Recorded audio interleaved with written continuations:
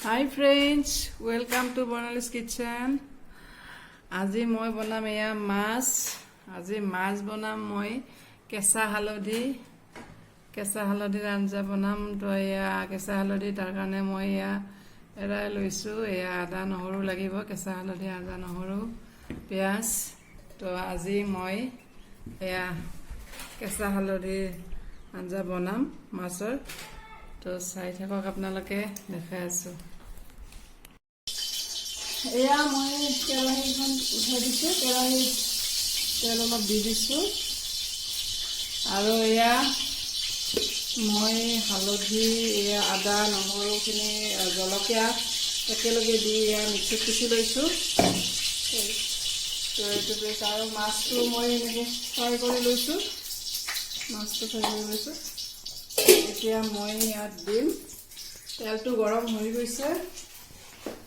এতিয়া দিম মই ইয়াত পিঁয়াজ। এতিয়া এই পিঁয়াজখিনি লাল হৈ আহিছে অলপ, এইখিনি মই অলপমান হেৰি হ'লে ইয়াত মই এইখিনি দি দিম, মিক্সাৰখিনি দি দিম পিছত। ইয়াত মই হালধি নিদিওঁ আৰু কাৰণ ইয়াতে মই কেঁচা হালধি দিয়াই গৈছে অলৰেডি। ইয়াত আৰু শুকান হালধি নিদিওঁ, দিম মই ইয়াতে নিমখ। এতিয়া মই ইয়াত সেইখিনি দি দিছোঁ।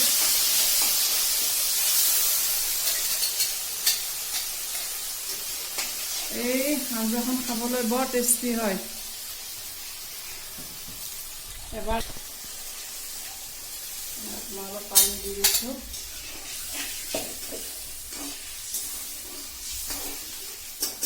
এতিয়া মই ইয়াত অলপ আৰু পানী দিম।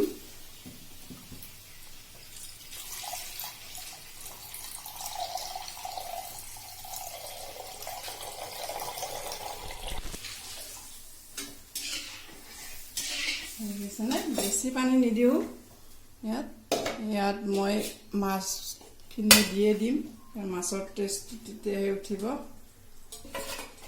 মাছখিনি দি দিছোঁ।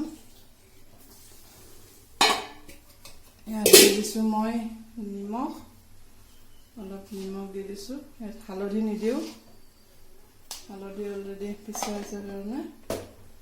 এতিয়া মই এইখিনি ঢাকি থৈ দিম, অলপ গ্ৰেভি হ'লে নমাই থ'ম।